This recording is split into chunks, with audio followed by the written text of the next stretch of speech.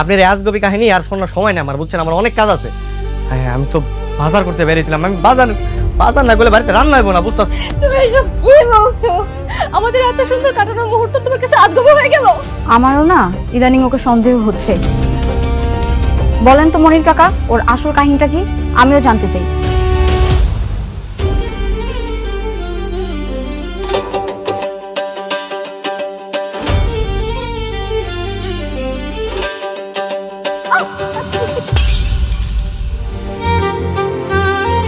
Sorry sorry sorry sorry sorry, আমি আসলে দেখিনি, সরি। এই সরি মানে কিসের সরি? হ্যাঁ, আপনি দেখছেন আমি এখান থেকে যাচ্ছিলাম, দিলাম তো ধাক্কা লেগে আমার মাছের চারটা ফেলে। এখন কি হবে? তাই নাকি? মেয়েটাকে তোর অনেক ভালো লেগেছে? হ্যাঁ মা, অনেক পছন্দ হয়েছে। সরি, আমি বিয়ে করতে পারবো না।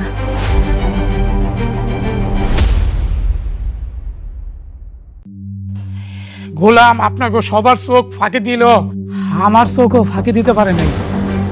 আজকে ওর পর্দা ফাঁস করে দিব।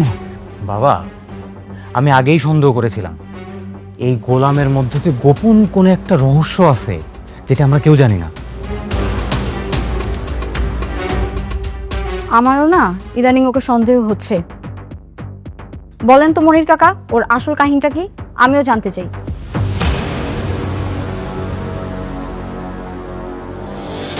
কিরে গোলাম, তুই কবি না আমি কমু? না মানে আমি তো কিছু করি নাই, আমি তো জানি না আমি কি করছি, কি বল। এই তুই বল কি জেনেছিস? আপনারা তো গোলামের রান্না খায়া আঙ্গুল চাটেন আর রান্নার প্রশংসা করেন, আবার মাঝে মাঝে বলেন যে আমার থেকে ও ভালো রান্না করে। ও কেমনে ভালো রান্না করে এই আসল কাহিনীটা কিন্তু আমি জানা গেছি।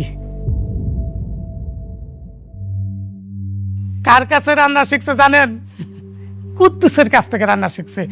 এই জায়গায় আসার আগে ও কুদ্দুসের হোটেলে বাবুর্চির কাম করতো, সেখান থেকে রান্না শিখা আইসা ও এখানে এসে ভাব ধরে। এই বেয়াদব, এক চড়ে তো সব কটা দাঁত ফেলে দেবো। এই কথা বলার জন্য তুমি ডেকে নিয়ে আসে গোলামের আসল সত্য জানে গেছো? যা। মানে মশা মারতে কামান নিয়ে আসার অবস্থা। ওর চিল্লাপাল্লা শুনে মনে হচ্ছে গোলাম বিরাট বড় একটা ডন, যে তার আত্মপরিচয় গোপন করে এই বাড়িতে কাজের ছেলে সেজে আছে, যার সত্য এখন রিলিজ হবে। ফাজলামি হচ্ছে এখানে। সরি, আমার ভুল হয়ে গেছে, আমার মাফ করে দিন। নেক্সট টাইম আর এই ধরনের ফালতু খবর নিয়ে আমাদের সামনে আসবে না, গাধা কোথাকার। যাও এখান থেকে। ঠিক আছে ম্যাডাম। এই গোলাম যাও।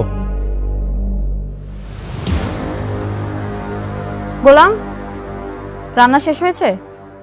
না গো, আর একটু বাকি আছে। নাগো আবার কি? তোমাকে বলেছি না যে আমাকে নাগো হ্যাগো এসব বলবা না। দেখো, যত তুমি তো আমার স্ত্রী, তাই না? আমি তো আর বাইরে সবার সামনে ডাকতেছি না, বাসায় মাঝে মাঝে ডাকলাম। আচ্ছা, একটু পর আমি শপিং এ যাব, রেডি থেকো। আচ্ছা ঠিক আছে, যাও।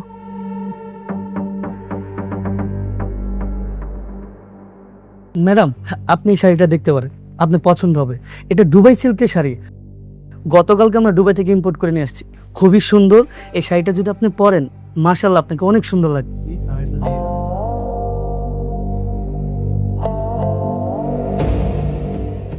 না না না না, এটা জীবনও দুবার শাড়ি বোন। হু আর ইউ? ম্যাডাম, এই লোকটাকে?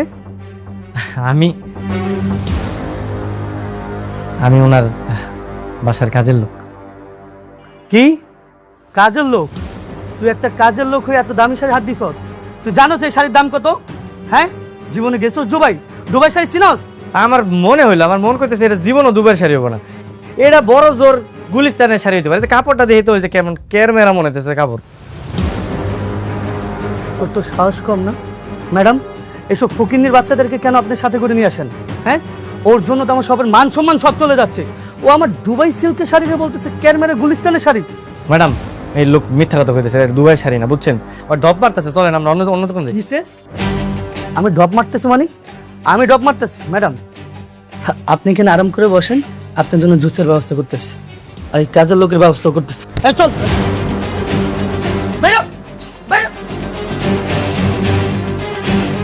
বাইরে শোরুম থেকে আমার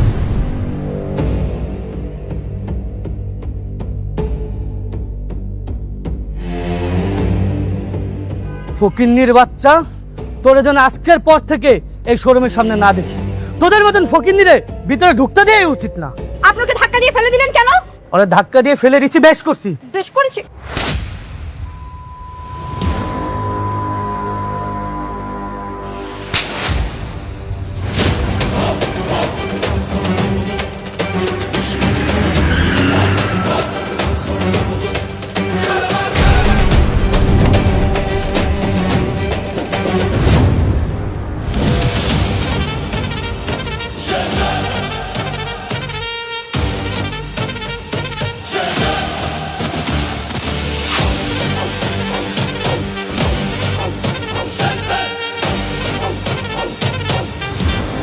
ও আমার স্ত্রী,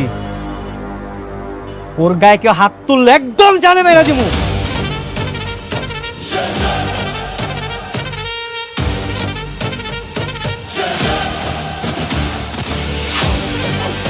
চলো।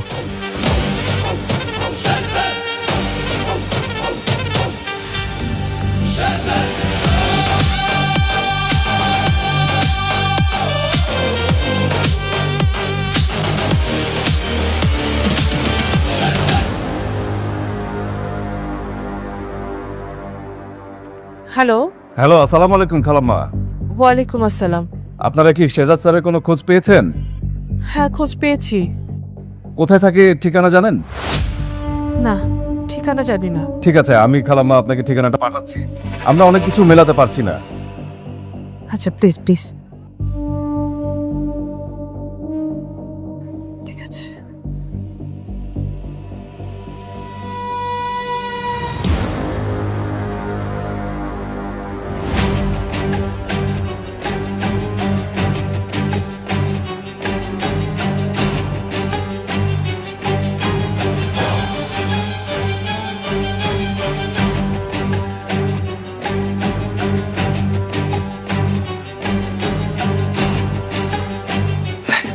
ম্যাডাম,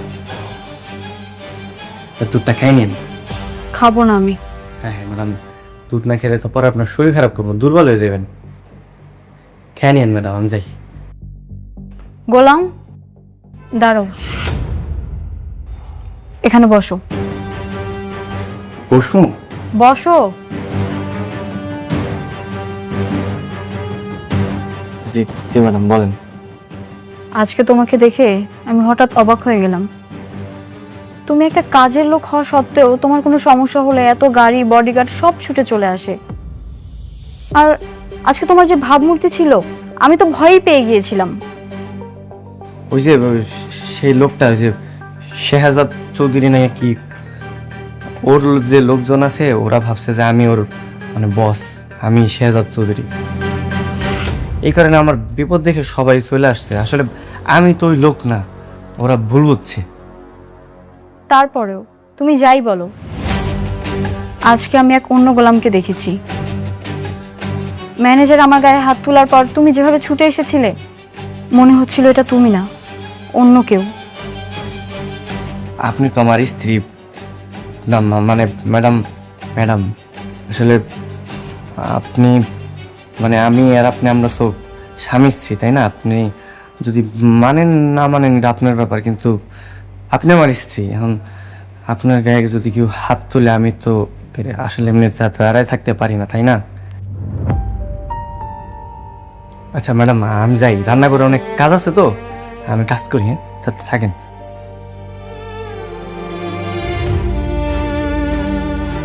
আপনি আমার স্ত্রী, এখন আপনার গায়ে যদি কেউ হাত তুলে আমি তো আসলে এমনি দাঁড়ায় থাকতে পারি না, তাই না?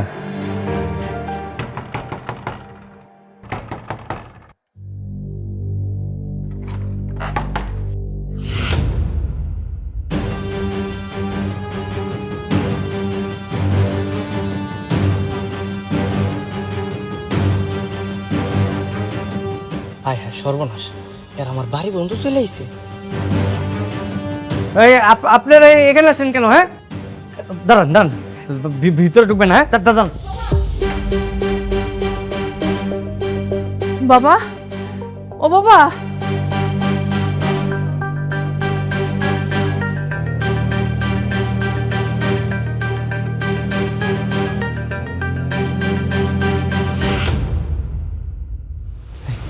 আপনাদের কি মাথায় সমস্যা আছে? হ্যাঁ, আমারে খুঁজতে খুঁজতে আমার বাসা অবধি চলে আসছেন, কি কি সমস্যা?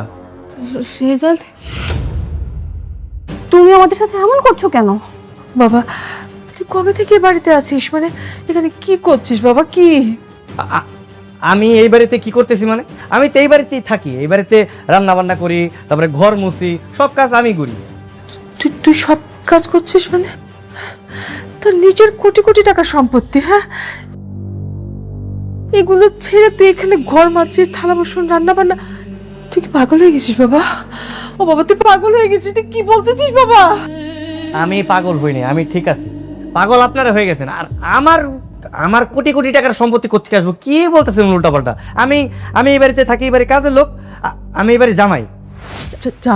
জামাই? জামাই মানে? জামাই মানে আমি এই বাড়ির মেয়ে বিয়ে করছি।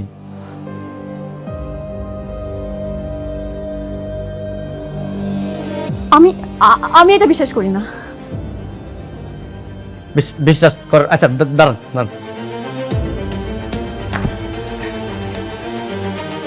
এই যে আমি আর আমার বউ।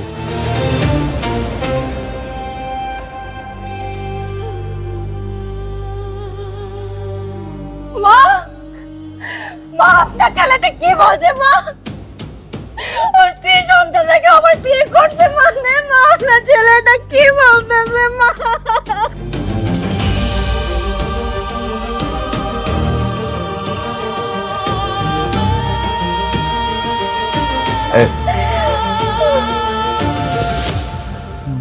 ভাইজান, আসলে হয়েছে কি, আমি চিনি না এনাদের, কি কোথেকে যেন আসছে, কি উল্টাপাল্টা বলতেছে, আবল তাবল বলছেন। বলে ইনি নাকি আমার মা, ইনি নাকি আমার স্ত্রী, আর ওটা নাকি আমার সন্তান।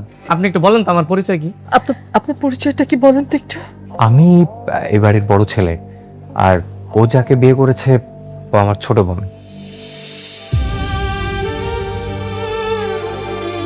এবার বিশ্বাস হয়েছে তো আপনাকে? হ্যাঁ বিশ্বাস হয়েছে না? এবার আল্লাহর রাস্তা আমার একটু ছাড়েন, আপনারা যান। হ্যাঁ, এই উল্টাপাল্টা কথা বইলা মানে অপবাদ দিয়ে না আমার নামে। আমার সুন্দর একটা সংসার, আমার বউ শুনলে কিন্তু আবার ঝামেলা হয়ে যাবো। আপনারা যান।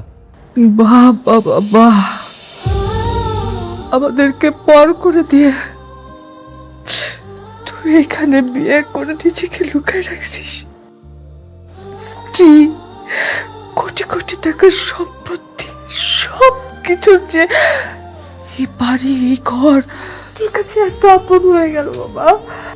আমার তো ভালো লাগতেছে। এই আপনার একটা কাজ করেন, যান ওই কাগজ কলম নিয়ে আসেন, আমি সব কোটি কোটির যত সম্পত্তি আছে আমার সব আপনাকে আমি লিখে দিতেছি। আমার এগুলো কিচ্ছু চাই না, কিন্তু তারপর এরকম উল্টাপাল্টা কথা বললেন না। আপনার প্লিজ দয়া করে যান, যান, আমার সংসারটা ভাঙেন না, যান। বোমা চলো, আমাদের শেহজাদ আর আমাদের নাই। দিনের পর দিন বাবা তোর জন্য অপেক্ষা করেছি, আজকে তুই চিনতে পারছিস না আমাদেরকে? কত কষ্ট করে ঠিকানাটা খুঁজে বের করেছি শুধু তোকে বাবা বলে। আজকে তুই চিনতে পারছিস না আমাদেরকে? বোমা, কেউ যদি ঘুমায় থাকে তাকে জাগানো যায়, কিন্তু কেউ যদি জেগে থাকে তাকে জাগানো যায় না।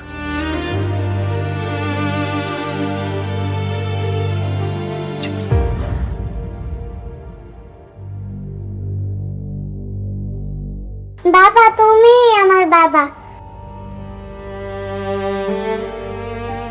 বাবা, আমি তোমাকে ছাড়া যাব না, তুমিও আমার সাথে আসো।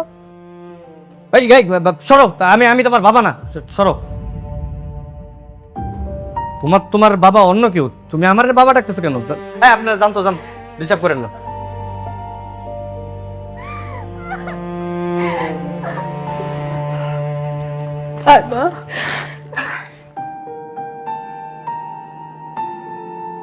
দাও না আমার ছবি,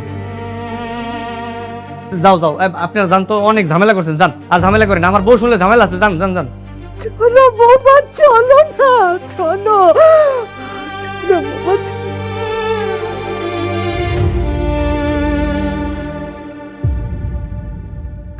ঠিক আছে আসে বুঝি না ভাই, আমি কিন্তু এগুলো চিনি না। ঠিক আছে, যা তোর কাজ কর। এই গোলামের নামে কোটি কোটি টাকা, আর এরা গোলামের আসল পরিবার।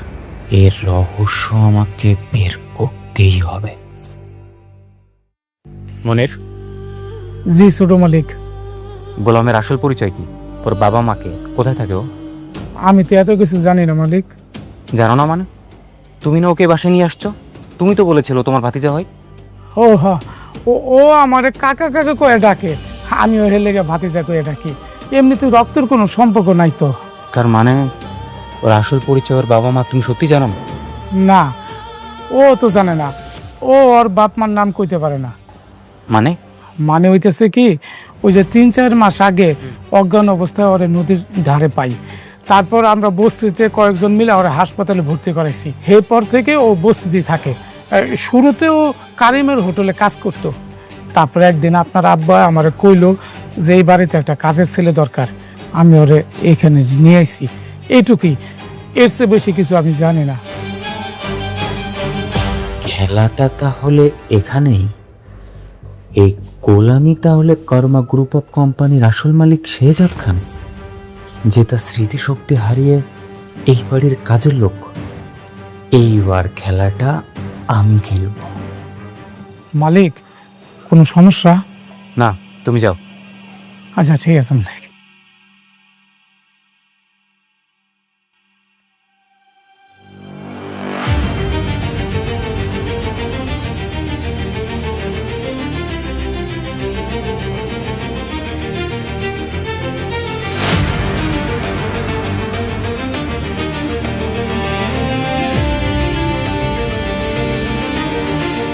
আম্মু, এই দেখো তোমার আঙ্কেল তোমার জন্য কত কিছু নিয়ে আসছে। দেখো, এই যে তোমার ফেভারিট ডল, এই দেখো তোমার ফেভারিট চকলেট। পছন্দ হয়েছে?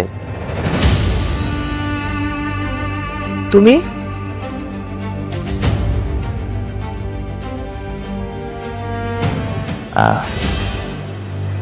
জি খালাম্মা, আমি। আসসালামু আলাইকুম। ওয়ালাইকুম আসসালাম। তুমি কি মনে করে এখানে আসছো? আমি আসলে কিছু কথা বলতে আসছিলাম। কি কথা বলতে আসছেন? দেখুন, আপনারা যাকে শেহজাদ খান ভাবছেন,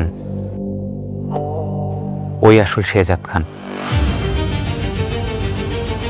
ওই আপনার সন্তান।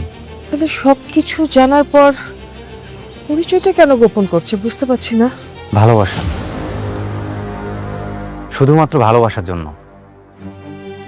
ও আসলে আমার বোনকে পাগলের মতো ভালোবাসে।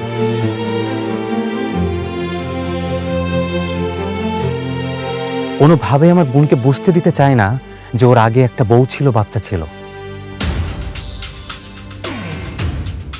আর এই কারণে ও আগে সব স্মৃতি, সব পরিচয় অস্বীকার করছে।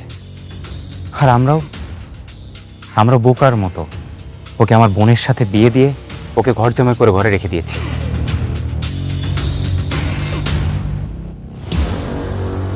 খালাম্মা, আমি আপনাদের এখানে কষ্ট বাড়াতে আসিনি। আমি আসছি এই বাচ্চাটার জন্য। আমি গতকাল ওকে দেখার পর থেকে না আমার বুকটা ভেঙে যাচ্ছে। আমি রাতে ঘুমাতে পারিনি। এরকম একটা মাসুম বাচ্চা, এরকম একটা দুধের শিশুর সাথে একটা মানুষ কিভাবে এমন করতে পারে, তাও শুধুমাত্র ভালোবাসার জন্য। শুধুমাত্র ভালোবাসার জন্য। আসলে আমার বোনকে ও বড্ড বেশি ভালোবাসে তো। আমি আজকে জানতে পারলাম ওর আসল পরিচয়টা। এরপর আমি কি করব, কাকে বলবো, আমার কি করা উচিত, আমি কিচ্ছু বুঝতে পারছি না।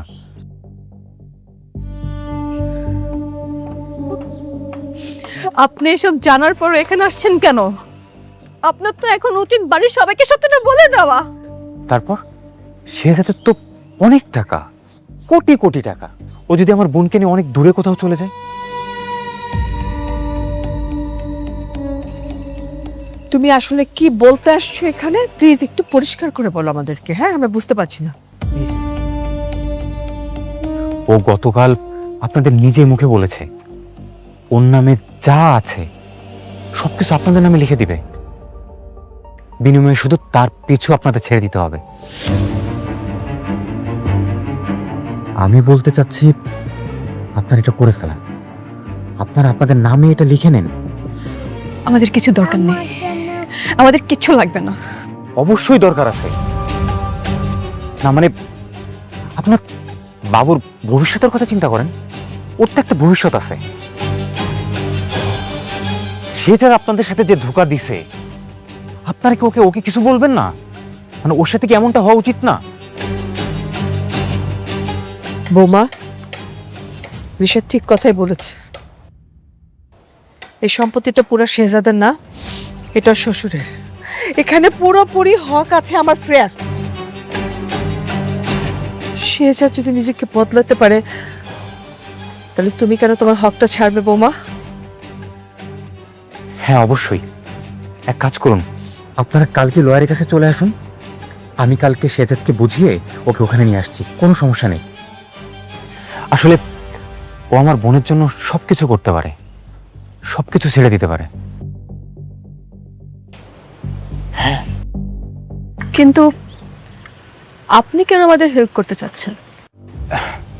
আসলে সবকিছুর উপরে তো ন্যায় বিচার। আমার বোনের জামাই হলে কি হবে, আমি তো আসলে ন্যায় বিচার থেকে সরে আসতে পারি না। আর সবচেয়ে বড় বিষয় এই বাবুটা, এই বাবুর এখানে থাকার কথা না, এই বস্তিতে না, ওর থাকার কথা তো রাজপ্রাসাদে। ও কেন এখানে থাকবে? দেখুন, আমি মন থেকে করতে চাচ্ছি আপনাদের জন্য, আমার নিজের সন্তুষ্টির জন্য। আমাকে প্লিজ না করবেন না, প্লিজ, আই ইনসিস্ট। ঠিক আছে, তোমার যেটা ভালো মনে হয় তুমি সেটাই করো, আমার কিছু বলার নেই।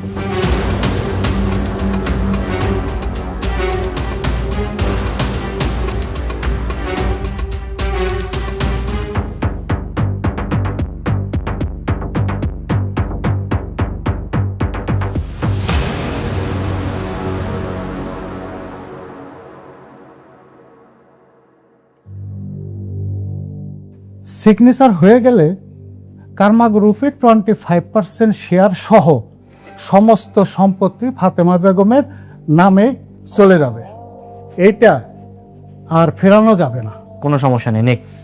আপনি আমার একটা কাগজ দেন, আমি সাইন করে দিতেছি। কি কি লাগবে সব নিয়ে নিক, আমার একটু শান্তিতে সংসার করতে দিলেও। তুই কার সাথে শান্তিতে সংসার করবি? আমার বউয়ের সাথে সংসার করব, ঋতুর সাথে। আমি ওরে ছাড়া থাকতে পারবো না। আমার আপনারা ছাইরা দেন।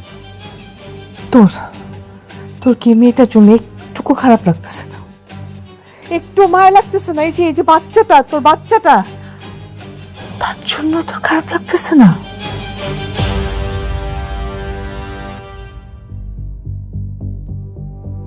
বাবা, তুমি আমাদের চিনো না?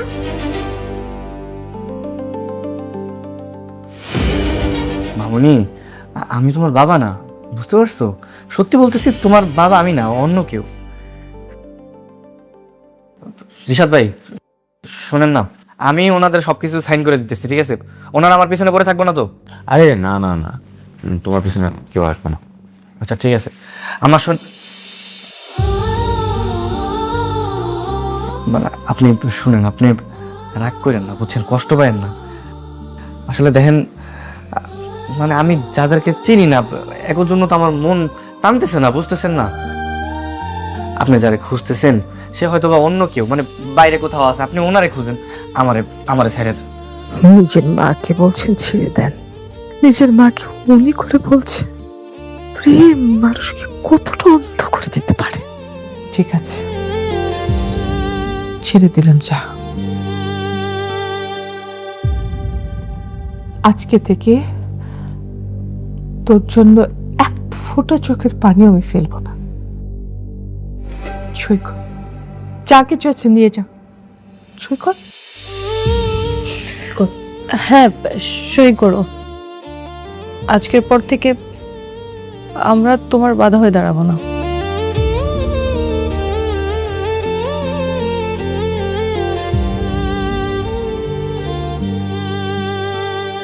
যে মানুষ নিজের মেয়ের চোখের দিকে তাকিয়েও বলতে পারে আমি তাকে চিনি না, সে কখনো ফিরে আসার যোগ্য না।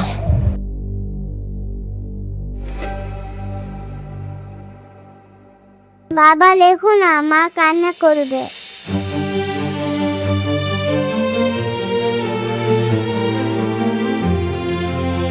আরে সই করে ফেলো, বাচ্চাদের কথায় কান দিও না, সই করো।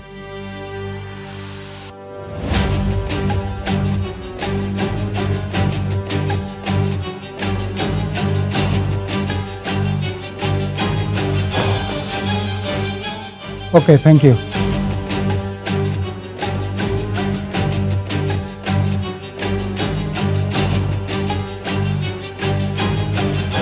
ঝামেলা শেষ, আমি সাইন করে দিছি, আপনারা থাকেন, আমি যাই।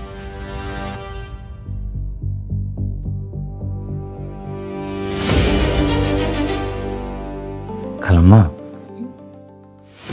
আসলে এই মুহূর্তে এই কথাটা বলা ঠিক হবে কিনা আমি জানি না, তারপর আমি একটু বলতে চাচ্ছি। দেখুন, গোলাম তো আসলে ওর পিছনে সব স্মৃতি মুছে ফেলে দিয়ে মুভ অন করছে। আপনার কি মনে হয় না যে ফাতেমার লাইফে আসলে মুভ অন করা উচিত? আফটার অল তার একটা বাচ্চা আছে, বাচ্চার তো একটা ভবিষ্যৎ আছে, আর একটা সিঙ্গেল মায়ের পক্ষে একটা বাচ্চা মানুষ করা কতটা কঠিন সেটা তো আপনি বুঝেন। আমার আসলে খুব কষ্টের জায়গা থেকেই একটা ভাবনা, সেটা আপনাকে শেয়ার করতে যাচ্ছি। আপনার যদি সম্মতি থাকে, আমি ফাতেমাকে বিয়ে করতে চাই।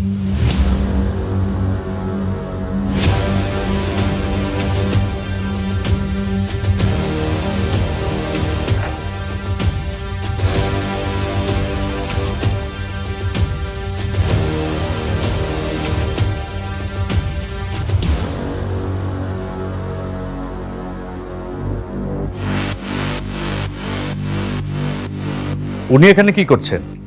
উনি আমার হাজবেন্ড। কেন, কি হয়েছে? আমরা অথেন্টিক সোর্স থেকে জেনেছি যে ওনার ব্যাংক অ্যাকাউন্টে 2000 কোটি টাকার অবৈধ লেনদেন হয়েছে।